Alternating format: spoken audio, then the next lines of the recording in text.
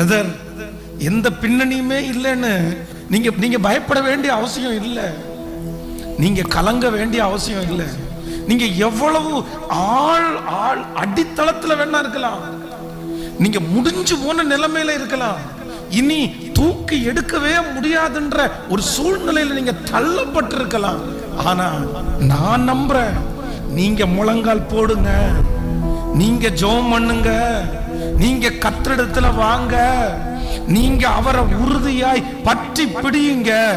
அவரால ஆசீர்வதிக்கப்பட முடியாத ஒரு மனுஷனும் இல்லவே இல்லை.